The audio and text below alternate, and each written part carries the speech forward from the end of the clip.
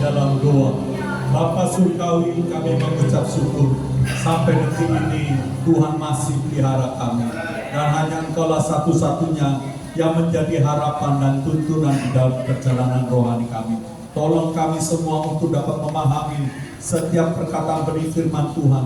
Ya Rab, setiap benih yang tertabur pada saat ini boleh tertanam di hati kami, dan kami yakin percaya kehidupan kami semua boleh menghasilkan buah bagi kemuliaan nama-Mu. Kami juga berdoa agar kiranya pemberitaan firman Tuhan yang hamba sampaikan, biarlah semua atas tuntunan karya Roh Kudus, layakkan kami, ampunkan segala dosa, kesalahan, pelanggaran kami, sehingga kami waktu mendengar firman ini, kami boleh benar-benar dapat memahami. Kami mohon Roh Kudus cerahkan hati kami. Segala pekerjaan iblis, roh jahat yang hendak mengganggu kami dalam mempelajari, mendengar firman Tuhan, kami bersatu, kami tolak di dalam nama Yesus. Segala pekerjaan iblis sudah dihancurkan dalam darah Yesus.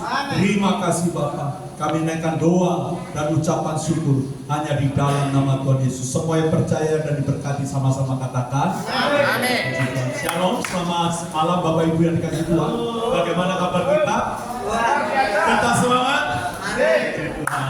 Ya, terima kasih untuk hambanya Bapak Pendeta Warsiki yang berkenan untuk mengundang pelayanan pemberitaan firman Tuhan, ya, yang tidak saya duga karena beliau ini seorang senior yang luar biasa yang Tuhan pakai dalam pekerjaan Tuhan, pengembangan pelayanan yang begitu luar biasa saudara ya. Puji Tuhan. Ya, saat ini kita akan belajar bersama tentang firman Tuhan yang bertemakan hari depan penuh harapan saudara. Mari kita bersama membuka dalam Yeremia pasal 29 ayat 10 sampai yang ke-14.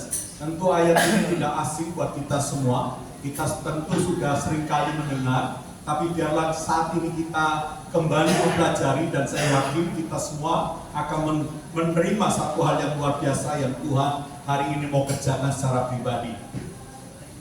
Firman Tuhan Yeremia 29 ayat 10 sampai 14, mari kita perhatikan. Sebab beginilah firman Tuhan, apabila telah genap 70 tahun bagi Babel, barulah aku memperhatikan kamu. Aku akan menepati janjiku itu kepadamu dengan mengembalikan kamu ke tempat ini. Sebab aku ini mengetahui rancangan-rancangan apa yang ada padaku mengenai kamu. Demikianlah firman Tuhan, yaitu rancangan damai sejahtera dan bukan rancangan kecelakaan, untuk memberikan kepadamu hari depan yang bagaimana saudara? Penuh harapan.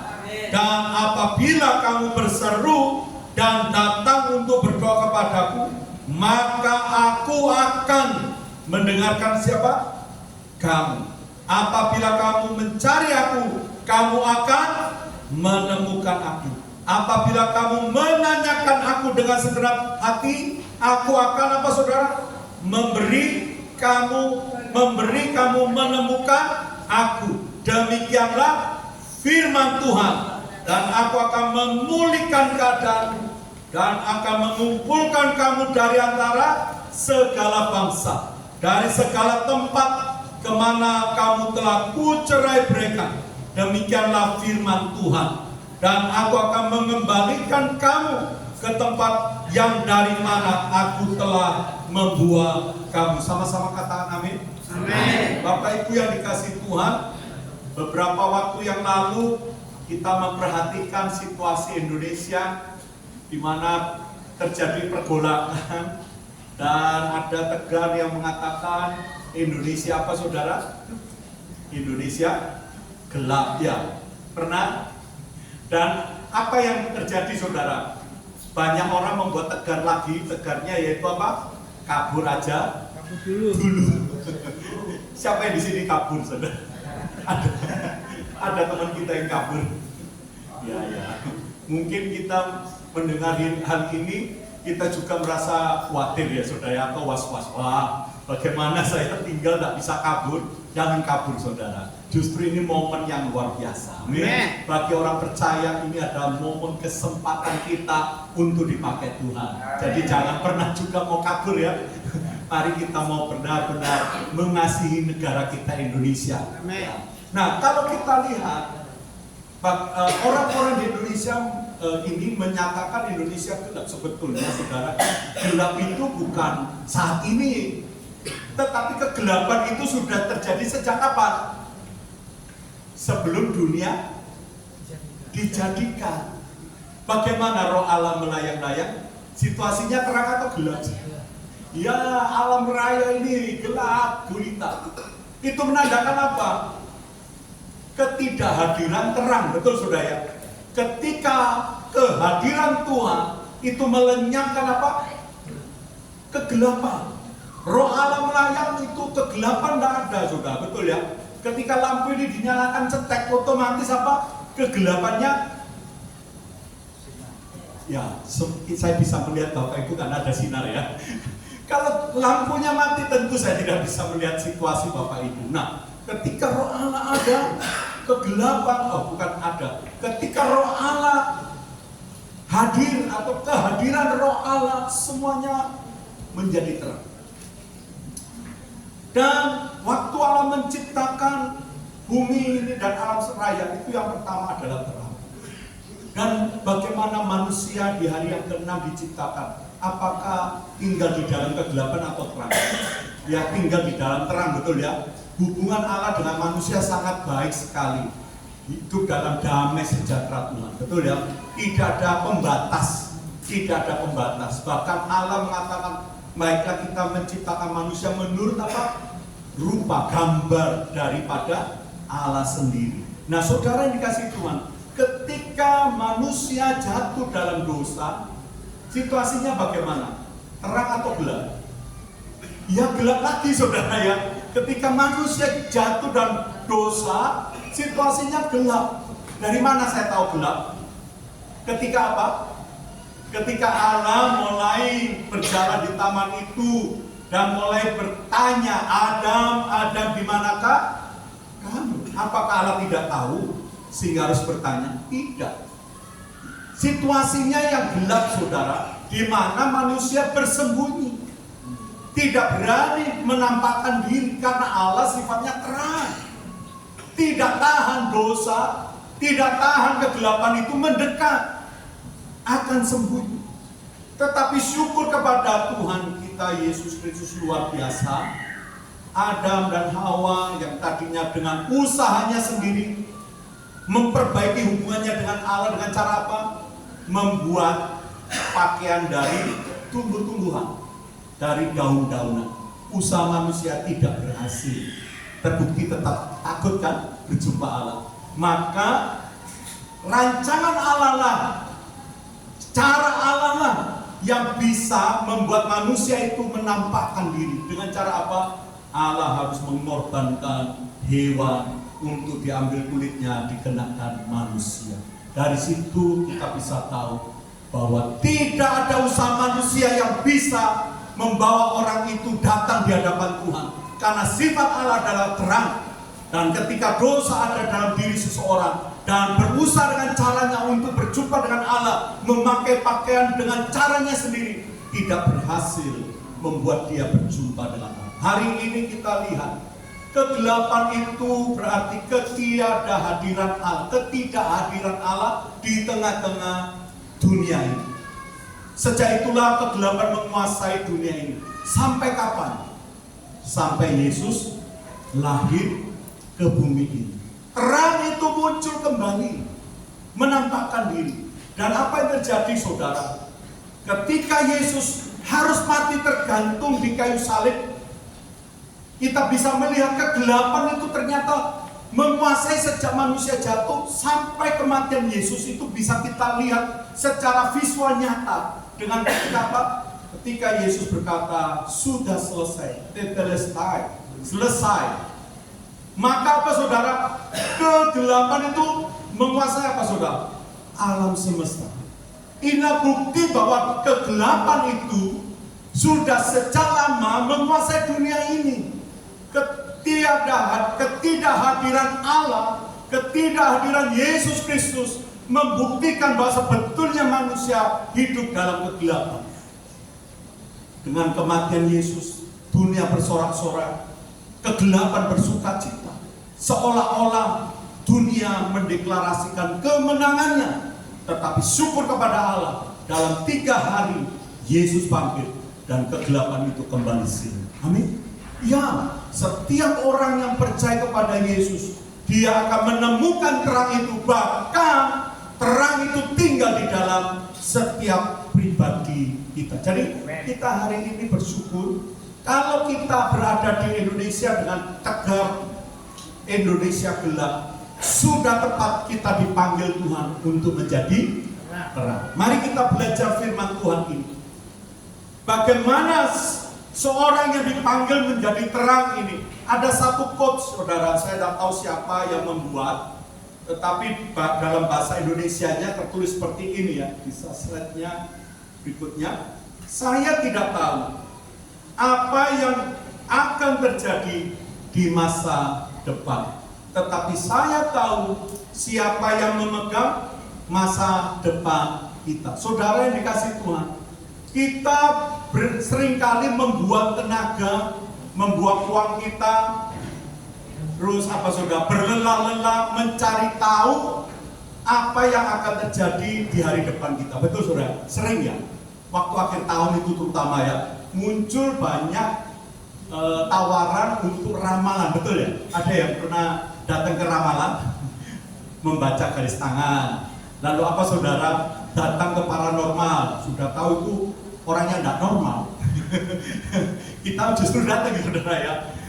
Harusnya kan datang ke Pak Gembala kita saudara ya, yang lebih handsome mukanya itu loh saudara. Saya kalau lihat hambanya ini, wah ikut, walaupun lagi subuh kalau lihat wajahnya ikut sukacita kembali. Ya ternyata transfer, betul saudara ya. Ya jadi kalau saudara cari paranormal rugi saudara, di tempat ini Bapak Gembala itu wajahnya penuh kemuliaan, sehingga sangat menyenangkan saudara ya. Kalau sumpah lihat wajah Gembala kita. Ya, banyak kali kita menghabiskan uang kita, tenaga kita untuk mencari tahu hari depan saya itu seperti apa sih. Tolong diramal, tolong dijiamsi, tolong apa saudara, dilihatkan primbonnya, dilihatkan bintangnya apa. Tolong dituliskan. Saudara itu berlelah-lelah untuk hal yang demikian. Mengapa orang Kristen masih seperti itu? Karena dia masih dalam kegelapan. Hari ini kita harus cari tahu apa? Siapa yang memegang hari depan kita. Jadi fokus kita tidak perlu tahu apa yang akan terjadi di hari esok. Yang penting hari ini kita semua harus tahu siapa yang memegang hari depan kita. Siapa yang memegang hari depan kita? Ya, itulah yang seringkali kita ucapkan, deklarasikan. Betul saudara ya? Siapa yang memegang hari depan kita? Yesus. Amin. Ya, Yesus. Tapi buktinya ketika ada satu pergumulan yang menjadi siapa yang memegang hari depan kita, banyak kali saudara mengandalkan siapa? Dokter waktu sakit saudara. Bukan saya melarang tidak boleh ke dokter, boleh. Tetapi yang harus menjadi cari tahu, yaitu siapa? Berlutut, doa di hadapan Bapa. Amin. Bukan cari dokter yang paling hebat, betul saudara. Saya kira gitu. Ya kalau kita berkeluh kesah pada seorang, oh ini loh Pak, ada dokter ini, saya ini Pak, oh ini Pak, ya, oh obat ini Pak, oh ramuan herbal ini Pak, wah macam-macam saudara ya. Kita panik ketika menghadapi satu fakta bahwa kita sedang sakit. Dan juga kita berkata, ya Yesus yang memegang hari depan saya, tetapi buktinya saudara, ketika kekurangan, siapa yang menjadi yang memegang hari depan kita? Ojol, pinjol, bukan ojol, pinjol saudara yang makan ya. Pinjol, apa itu saudara? Pinjaman? Siapa yang di sini pinjaman online? Ada? Ya nggak ada ya, puji Tuhan. Kalau ada saudara sempat dihadiri, ya karena pinjol itu bunganya mencekik saudara ya. Hati-hati ya, hati-hati jangan sampai kita terlilit oleh pinjol. Atau kita melakukan apa itu saudara? Judi online, judol, ada yang ikut judol, wah, tidak ada yang ngaku. Ya, judol itu kan banyak aplikasi ya. Padahal itu loh kita ditipu saudara, nggak akan pernah menang saudara. Tapi karena kita pengen hari depan kita penuh harapan, wah, uang saya investasikan dengan judi online. Ternyata itu justru menghancurkan. Mengakunya di gereja, siapa yang memegang di depan kita? Yesus. Tapi buktinya masih judul. Ini kan berbahaya, saudara. Atau yang lain. Ya, atau yang lain. Mari kita lihat, kalau Anda dan saya seperti apa yang memegang hari depan kita, dan kita berkata Yesus, maka saudara dan saya, slide berikutnya. Maka taruhkan tuntunan dan harapan Anda hanya pada Yesus. Kalau Anda hari ini berkata Yesuslah yang menjadi tuntunan, maka letakkan tuntunan kita, harapan kita kepada siapa? Yesus Kristus. Mengapa harus meletakkan tuntunan dan harapan hanya pada Tuhan Yesus Kristus? Mengapa, saudara? Ada beberapa alasan yang kita akan pelajari dari Yeremia 29 ayat 10 sampai yang ke-14. Yang pertama, saudara, mengapa kita menaruh tuntunan dan harapan hanya pada Yesus? Kita akan melihat bukti fakta yang telah dialami oleh bangsa Israel ketika posisi mereka berada di mana, saudara? Di tanah pembuangan. Di tanah pembuangan itu dijajah, saudara. Pernah kita ada yang dibuang di sini? Orang buangan ada? Nggak ada kan ya? Berarti Anda dan saya orang merdeka, betul ya? Kalau dulu mungkin ya, itu pun bukan pembuangan, saudara. Kita cuma dijajah, nggak sampai dibuang ke luar negeri, saudara. Kita hanya dijajah. Tetapi Israel ini dibuang dari negaranya, diambil lalu dibuang. Ini tentu jelas-jelas tidak mempunyai harapan, tentu jelas-jelas tidak punya masa depan. Kalau kita hari ini ada di Indonesia, bersyukur situasi kita bukan di negara yang sedang dijajah. Indonesia saat ini adalah negara yang luar biasa, merdeka dan mempunyai sumber daya yang sangat spektakuler, saudara. Tetapi tegarnya itu kita harus tahu, Indonesia sedang mengalami kegelapan. Dan panggilan kita adalah orang yang dipercaya Tuhan untuk menampakkan terang itu kepada kegelapan yang ada di sekitar kita. Amin, saudara. Nah, untuk itu mari kita mempelajari dari Yeremia ini. Situasi boleh berat, situasinya boleh menjadi orang buangan, situasinya boleh menjadi orang budak, orang bawah, orang kecil, orang sederhana, orang yang tidak diperhitungkan, orang yang diabaikan. Saya nggak tahu, tambahkan sendiri, Bapak Ibu bisa menambahkannya. Situasi kita mungkin bukan orang yang mapan, bukan orang yang hebat, bukan orang yang berpendidikan tinggi, bukan punya strata sosial yang cukup luar biasa. Tidak mungkin kita orang yang sederhana apa adanya. Tuhan bisa pakai itu. Setuju? Mari kita lihat firman-Nya. Mengapa kita harus taruh tuntunan dan harapan itu pada Tuhan Yesus? Yeremia 29 ayat yang ke-10. Mari kita lihat di Yeremia pasal 29 ayat yang ke-10. Sebab beginilah firman Tuhan, apabila telah genap 70 tahun bagi Babel, barulah aku memperhatikan kamu. Aku akan menepati janjiku itu kepadamu dengan apa? Mengembalikan kamu ke tempat ini. Sama-sama katakan amin. Saudara, perkataan ini disampaikan oleh siapa? Tuhan, dalam bentuk apa? Firman. Kalau cuma disampaikan oleh manusia, mungkin kita boleh tidak percaya. Tapi kalau Tuhan yang berkata dan itu merupakan firman, maka kita tidak bisa tidak untuk tetap berkata, saya percaya Tuhan tidak pernah ingkar janji. Maka yang pertama, kalau Anda dan saya benar-benar mengatakan hanya Yesus yang menjadi harapan kita, maka saudara dan saya harus mengatakan hanya Yesuslah Allah yang tidak pernah ingkar janji. Amin.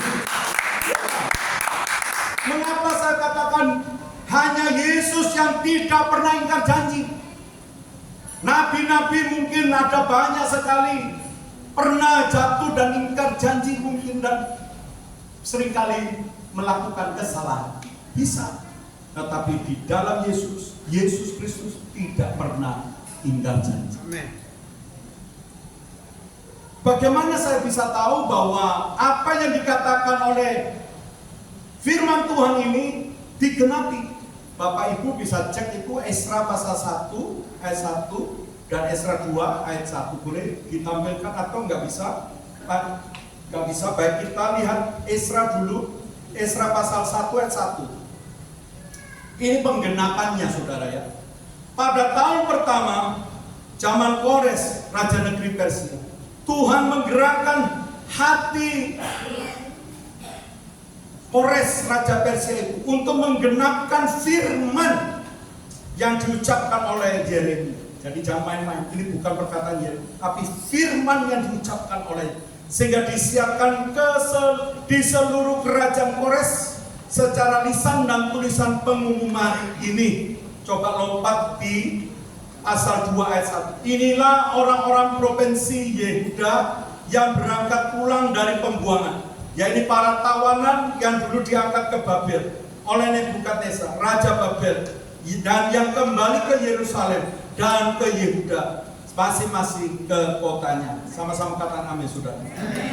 Jadi apa yang diucapkan firman Tuhan oleh Nabi Yeremia itu digenapi, saudara. Tidak ada satu perkataan firman Tuhan yang luput. Semuanya presisi. Tahunnya 70 digenapi 70. Dan hari ini kita sudah lihat bukti bahwa Allah yang berfirman, Allah pula yang menggenapi. Kalau hal ini menjadi kesepakatan kita, maka tidak ada alasan bagi kita untuk tidak percaya kepada Tuhan Yesus. Allah berjanji sejak zaman Adam jatuh dalam dosa, Allah mengatakan apa? Sebuah janji yang luar biasa, janji penyelamatan. Oleh keturunan perempuan ini akan lahir apa? Keturunan yang seorang laki-laki yang akan meremukkan kepala ular. Ya. Dan kepala ular itu akan apa? Memanggut tumit dari anak itu. Saudara yang kasih Tuhan, ini janji evangelium yang pertama, penginjilan yang dilakukan Allah yang pertama kali. Belum ada penginjilan yang dilakukan oleh manusia. Allah sudah melakukan penginjilan yang pertama kepada Adam dan Hawa, bahwa akan ada kelahiran seorang putra yang akan menjadi penyelamat, tetapi tumitnya akan diremukkan. Dan kita bisa lihat janji ini memang ribuan tahun baru digenapi, tetapi kan tidak pernah Allah mengingkar janjinya. Dan terus menerus, mengapa manusia umurnya panjang? Pada zaman Adam bisa sampai 900, 800. Siapa yang di sini umurnya ada yang 100 tahun? Ada? Ya, paling tua berapa? Ada 80? Ya, baru 80. 80 itu kalau dibandingkan yang Adam 900, 800 berapa persen ya saudara? Baru 10%-nya. Jadi masih balita mungkin ya. Masih balita kalau dibandingkan yang usia. Mengapa Allah izinkan itu bertahun-tahun? Agar dari generasi yang pertama ini terus menerus memberitakan keturunan demi keturunan, karena firman-Nya harus digenapi. Bahwa manusia mendapatkan amanat agung yang pertama apa saudara? Yaitu menguasai bumi, mengelola, dan apa saudara? Beranak cucu, dan untuk apa? Memenuhi bumi. Pada saat itu amanat ini belum terjadi, tetapi manusia sudah jatuh dalam dosa. Makanya Allah izinkan bertahun-tahun manusia itu bertambah-tambah, apalagi ditambah Habel harus mati, sehingga keturunannya makin berkurang lagi saudara. Harus tergenapi bahwa bumi ini harus terpenuhi terlebih dahulu, sampai muncul kelahiran Yesus Kristus menjadi sang juru selamat yang menyelamatkan setiap manusia yang percaya. Mereka yang saat itu hidup dalam kegelapan, Yesus melepaskan, memindahkan dari kegelapan kepada terangnya yang ajaib. Puji Tuhan, Yesus tahu setiap penderitaan kita. Makanya tidak ada satupun di antara kita yang datang hari ini yang tidak diketahui permasalahannya. Yesus tidak mengerti pergumulan itu. Yesus sangat paham. Mengapa? Karena dia bukan hanya Allah yang duduk di singgasana, tetapi Dia Allah yang turun mengambil rupa manusia dan menjalani kehidupan hari-hari manusia. Sama seperti kita, ketika lelah juga butuh istirahat. Ketika haus membutuhkan apa saudara? Minum. Ketika lapar juga membutuhkan apa? Makan. Ketika mendengar kabar duka, Yesus pun merasakan apa? Duka, bermasjur hatinya, merasakan kesedihan. Sama. Tetapi apa yang membedakan manusia Yesus dengan manusia kita? Yesus dicobai, kita dicobai bagaimana? Waktu kita lapar, sangat lapar, dan ternyata jatah kita diambil orang lain, bagaimana perasaan kita? Gitu ya saudara. Tapi bagaimana dengan Yesus saat lapar? Dia sabar, tidak berbuat dosa, tidak ngumpat-ngumpat, tidak ngolok-ngolok, tidak tuntut orang lain, tidak ngata-ngatain. Oh, gara-gara dia itu ambil jatah saya. Tidak pernah Yesus lakukan. Itulah yang membedakan kemanusiaan Yesus dengan manusia kita. Yesus dicobai tidak berbuat dosa, sedangkan kita dicobai gelundung saudara. Bisa gelundung. Mungkin kita kuat dalam hal menahan lapar, tapi belum tentu waktu istirahat kita dibangunkan bisa langsung siap bos, begitu saudara. Kita bisa marah saudara. Saya pernah membangunkan orang yang ketika tidur itu merupakan jangan diganggu saudara. Tapi Yesus bagaimana waktu tidur di buritan? Ya hampir tenggelam dulu kakak. Tidak peduli kami meninggal, mengapa kami khawatir? Yesus tak ngamuk-ngamuk saudara, bahkan menghardik angin tofan itu sehingga reda. Sudah kita bisa lihat perbedaan. Nah dari sini kita bisa tahu bahwa Yesus yang kita sembah, Dia bukan hanya sekedar tahu pertumbuhan, tapi Yesus sudah mengalami. Inilah yang membuat kita teguh hari ini.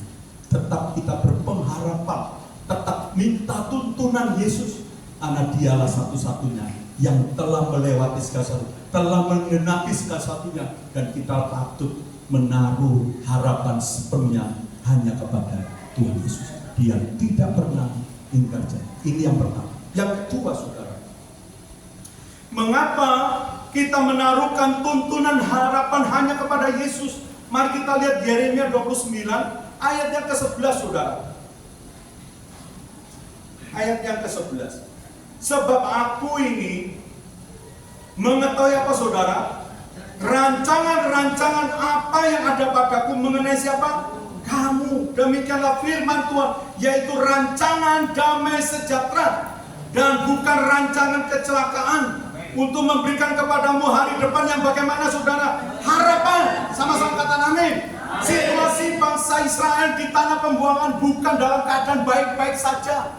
Mereka juga dalam penderitaan, mereka harus kerja keras, mereka mendapat tindasan tekanan, kekurangan ekonominya, membutuhkan pangan yang cukup, kesehatan yang cukup, tetapi semuanya menjadi terbatas. Tetapi kita lihat saudara, ayat 11 ini, kenapa Tuhan hanya merancangkan damai sejahtera? Kan harusnya Tuhan merancangkan, kalau lagi kerja, kalau zaman dulu kan kerjanya ternak sama bertani ya sudah ya. Bukan kayak sekarang kan sudah beraneka ragam pekerjaan ya. Bahkan kita juga digantikan AI ya. Sebentar lagi kalau Bapak pakai AI sudah diganti ya. Tapi pada masa itu kan pekerjaannya sangat terbatas. Tentulah kita melihat bagaimana rancangan Tuhan, harusnya tanahnya dibikin subur ya toh. Ternaknya dibikin gendut-gendut gitu. Kalau ditimbang dijual, kalau saya ke pelayanan di Toraja itu, kalau semakin tambun itu namanya B2 itu, wah itu mahal saudara ya. Atau kerbaunya kalau warna blonteng itu saudara ya, dimension itu, wah itu harga paling mahal, bisa ratusan miliaran rupiah saudara kalau dijual saudara. Nah mestinya kan Tuhan membuat rancangan seperti ini, bukan rancangan cuma damai sejahtera. Apa sih pentingnya Tuhan memberikan rancangan damai sejahtera? Ada yang memahami perkataan firman Tuhan ini? Ada? Saya awalnya mengapa Tuhan? Mereka butuhnya berkat, butuhnya sehat, betul ya? Butuhnya jadi orang sukses, atau salah satulah diangkat sebagai perdana menteri gitu ya, atau gubernur lah ya, sama Nebukadnezar. Tapi kok enggak ada mereka yang sukses, pendidikannya tinggi. Tapi kok justru memberikan rancangan damai sejahtera. Pernahkah kita berpikir ini hal yang sangat penting, melebihi semua berkat-berkat duniawi itu? Pentingnya di mana, saudara? Pentingnya apa? Saudara, saya mau tanya. Ketika kita kerja atau kita studi, nilai kita, ya anak-anak yang sekolah, nilainya jelek, bagaimana hatinya? Happy atau metutut? Metutut ya? Ya, ketika bapak-bapak bekerja, ya saya tidak terlalu memahami kerjaan bapak-bapak semua. Mungkin kerja ikut orang atau ada yang kerja mandiri, atau ibu-ibu ada yang bekerja secara mandiri atau mengikut pekerjaan dari perusahaan tertentu. Andai kata waktu kita bekerja, hasilnya pekerjaan kita itu jelek dan kita harusnya mendapatkan honor sekian, itu kurang. Bagaimana perasaan kita? Happy atau menurut saudara? Wah, sangat terganggu, betul ya? Terganggu, saudara. Nah, saya baru mikir, kalau demikian yang dibutuhkan manusia itu sebetulnya, saudara, bukan masalah uang, bukan masalah sehat, tapi yang dibutuhkan itu hati yang dipenuhi dengan sukacita. Tuhan melihat itu jauh lebih penting, damai sejahtera ketimbang berkat. Mengapa? Situasi yang di saat itu sedang dialami adalah situasi yang buruk. Mereka membutuhkan yang namanya kekuatan yang berbeda. Bukan finansial yang menjadi pengharapan, bukan pendidikan, kesehatan yang menjadi prima. Karena semuanya itu akan berubah-berubah, betul saudara ya? Ekonomi Indonesia ini juga sedang labil, saudara, naik turun. Nah, kalau dalam keadaan seperti ini, kita itu mengharapkan berkat Tuhan, belum tentu itu membuat kita damai sejahtera. Kalau damai sejahtera itu sukacita atau hati yang happy itu bisa dicapai dengan segala sesuatu yang ada di dunia ini, buktinya koruptor itu loh, saudara, tidak pernah puas sekalipun sudah triliunan, betul saudara? Iya, triliunan itu masih mau melahap yang lain, saudara. Bayangkan itu. Dengan kata lain, Tuhan memberikan hal yang tepat, yaitu damai sejahtera. Mengapa ini penting? Dengan damai sejahtera, Anda dan saya layak di hadapan Tuhan, berdiri dan memohon. Tanpa damai sejahtera dari Tuhan, Anda dan saya tidak layak. Damai sejahtera itu produknya dari Tuhan Yesus Kristus. Bukan diciptakan oleh dunia. Dunia ini menciptakan damai sejahtera yang palsu. Anda boleh buktikan. Anda boleh menikmati kesenangan dunia seperti apa. Hanya sementara, setelah itu tidak ada damai. Walaupun mencapai pendidikan yang sangat tertinggi, sepopuler apa Anda akan merasa ada kekosongan di sana ketika sudah mencapainya. Karena memang dunia ini penuh dengan kepalsuan untuk memberikan damai sejahtera. Hanya dari Tuhan Yesus, makanya orang Israel diberikan langsung rancangan damai sejahtera. Rancangan yang membawa dia bisa layak berjumpa dengan Allah kembali, diperdamaikan dengan Allah. Itu yang penting, bukan berkat dunia ini, saudara. Maka firman Tuhan Matius 6:33 itu sangat tepat. Untuk mencari apa, saudara? Kebenaran, bukan mencari apa yang ditambahkan berikutnya. Jadi kita jangan khawatir. Tuhan sudah memikirkan, merancangkan, bukan kecelakaan. Artinya apa? Saudara tetap dalam keadaan selamat. Tuhan merancangkan bukan hari depan yang buruk, tetapi Anda harus tahu bahwa Tuhan mau supaya Anda memahami damai sejahtera itu hal yang penting dan Anda kejar. Makanya jangan pernah menukar damai sejahtera yang Tuhan taruh dalam diri saudara dengan berbagai macam dunia ini. Akan sangat tertipu kita, saudara. Berkali-kali kita bolak-balik jatuh. Oh iya, maaf Pak Gembala, saya nggak datang kemarin, baru ngerem motor Pak Gembala. Dia lagi keliling-keliling sama keluarga naik motor balik. Ini sama saja kita sedang menukar loh, saudara. Ibadah ini penting sekali karena damai sejahtera Allah harus kita terus miliki, dibangun di gereja ini. Dan masalahnya masih banyak anak Tuhan yang gak puas lalu cari gereja yang sama di sana, saat Anda tidak akan merasa dipuaskan. Mengapa? Karena cara pandangnya keliru. Damai sejahtera itu bukan berasal dari perasaan saudara, tetapi ketika kehadiran Allah, terang Allah itu memenuhi kita, maka situasi pelayanan gereja sesederhana apapun, Tuhan ditempatkan di tempat ini, kita akan merasa sukacita walaupun tidak memuaskan selalu. Masih ada banyak gesrengan satu sama lain, tidak bisa memuaskan semua perasaan ini. Tapi ketika damai sejahtera itu memerintah, maka kita dengan penuh sukacita untuk terus-menerus bersukacita melayani Tuhan di sini. Mengapa? Damai sejahtera Tuhan yang memerintah. Amin. Ya, itu sangat penting. Sangat penting. Jadi, mengapa rancangan damai sejahtera? Karena Tuhan mau Anda dan saya menikmati hubungan yang erat dekat dengan Tuhan. Maka semuanya itu ditambahkan. Amin.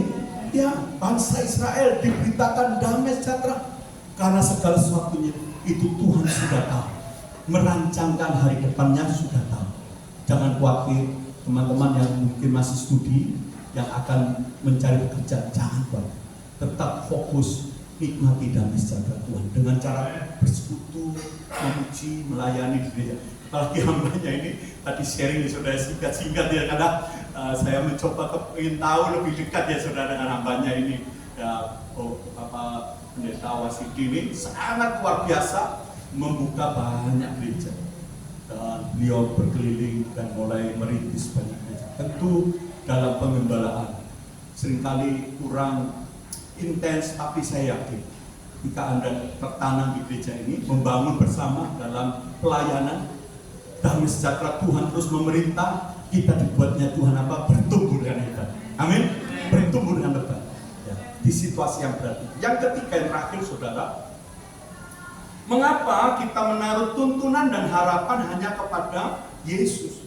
Mari kita lihat ayat 12 sampai 14 ya. Ini kurang saya tulis sampai 13 ya, harusnya sampai 14. 12. Dan apabila kamu berseru dan datang untuk berdoa kepadaku, maka aku akan apa saudara? Mendengarkan. Apabila kamu mencari aku, kamu akan apa saudara? Menemukan aku. Apabila kamu menanyakan aku dengan segenap hati, aku akan memberi kamu menemukan aku.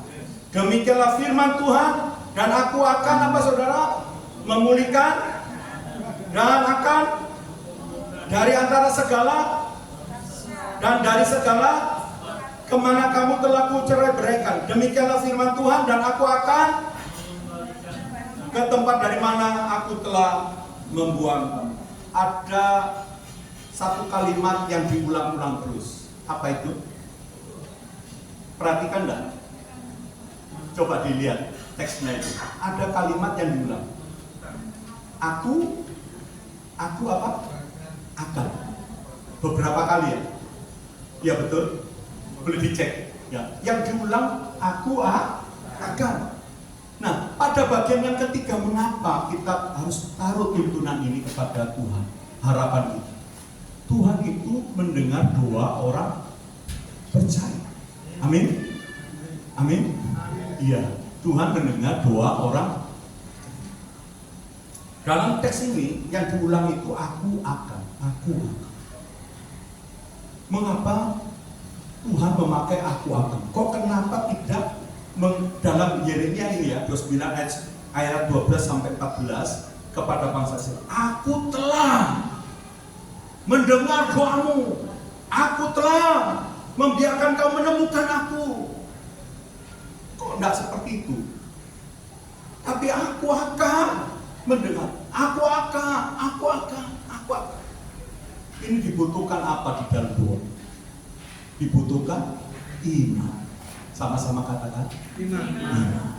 Karena sifatnya belum terjadi.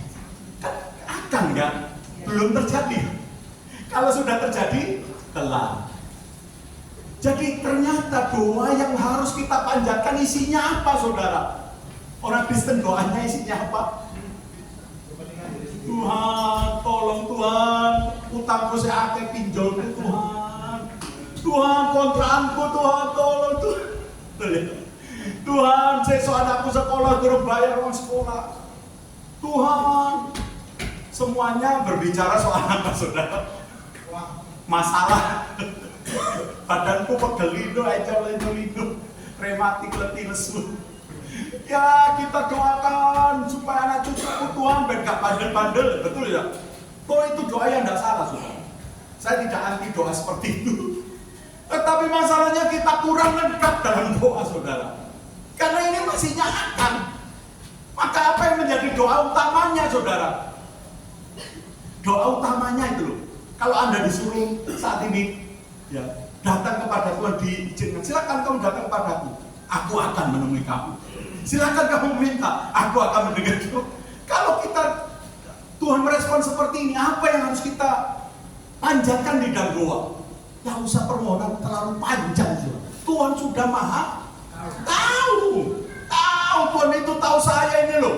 Model kayak gini nih siapa ini? Brengseknya kayak apa? Tuhan tahu.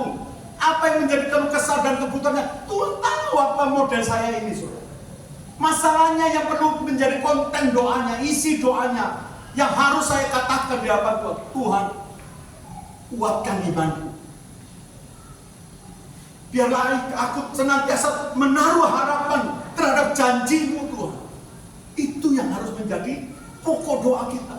Tuhan, jangan biarkan hatiku kecut dan tawar hati ketika terus-menerus mengikut Engkau. Bahwa imanku itu tetap bertumbuh. Kuatkan dan teguhkanlah imanku. Seperti yang Yosua katakan di dalam Yosua 1 ayat 8. Jangan kecut dan tawar hati. Karena Tuhan masih akan menuntun bangsa Israel memasuki tanah perjanjian. Perjalanan kekristenan kita ini masih panjang, saudara. Makanya ketika kita mengiring Yesus yang utama supaya iman kita jangan jatuh, gugur di tengah jalan. Bukankah beberapa orang di antara kita sudah mulai menjauh dari Tuhan? Mereka tidak tahan dengan prosesnya. Mereka kecewa terhadap Tuhan, tidak kurang. Banyak kali bahkan kalau Bapak Ibu dengar di media sosial, bagaimana artis-artis, bagaimana orang-orang yang punya pendidikan meninggalkan Tuhan karena mereka tidak tahan iman. Jadi sangat penting iman itu didoakan, saudara. Percaya saudara akan janji Tuhan, ya dan amin. Itu yang menjadi doa kita. Selebihnya kita serahkan kepada Tuhan. Apa yang saat ini sedang menjadi pergumulan kita, Tuhan, ku serahkan hidupku. Apa yang saat ini menjadi tantangan hidupku, biarlah Tuhan yang membela. Biarlah aku tetap berjalan di dalam jalan kebenaran firman Tuhan. Inilah yang harus menjadi doa orang Kristen. Selebihnya kita mulai bersyukur, Tuhan, Engkaulah yang telah menuntun langkah kakiku. Tidak pernah aku jatuh terantuk. Tangan-Mu senantiasa menopang. Itulah yang harus kita serukan, saudara, kepada Tuhan. Biarlah iman kita ini bertumbuh. Hati kita tetap kuat di dalam Tuhan. Amen. Karena apa hati itu harus kuat di dalam Tuhan? Karena di dalam hati itu sumber apa? Kehidupan. Ini yang seringkali tidak menjadi pokok doa. Saya tidak anti doakan pribadi kita untuk diberkati. Saya juga mendoakan berkat kepada jemaat. Saya mendoakan ketika mereka sakit. Saya mendoakan ketika mereka berkekurangan. Mereka juga dalam kesulitan, saya juga mendoakan. Tetapi yang saya harus menjadi doa utamanya, Tuhan, kuatkan imannya. Tuhan, biarlah dia tetap pegang janji. Biarlah mereka ini tetap berpengharapan di dalam Yesus. Tidak gugur di tengah jalan. Karena iblis sudah tahu. Yang penting orang Kristen itu adalah apa? Iman. Itu barang berharga, Bapak. Jangan sampai dicuri, dibinasakan habis. Dan itu harus menjadi doa yang terus-menerus kita serukan Tuhan. Sekalipun aku jatuh, biarlah aku tidak jatuh tergeletak. Sebab tangan-Mu yang menolong. Dalam banyak pengalaman kejatuhannya dia, tapi dalam kejatuhannya dia terus kembali kepada Tuhan. Amin. Tetap berjalan di dalam jalan. Jadi yang terakhir ini, mari kita meminta kepada Tuhan, doa orang percaya. Tuhan mendengar doa orang percaya, yaitu biarlah kita mendoakan iman kita. Amin. Ya, sebagai ayat terakhir, maafkan agak sedikit panjang. Kesimpulan khotbah ini, saya tulis begini, saudara. Tuhan tahu apa yang menjadi pergumulan setiap orang percaya dan selalu bersedia memberikan pertolongannya. Tetaplah bersandar padanya. Tuhan Yesus berkati. Saya kembalikan pada Bapak Pembina.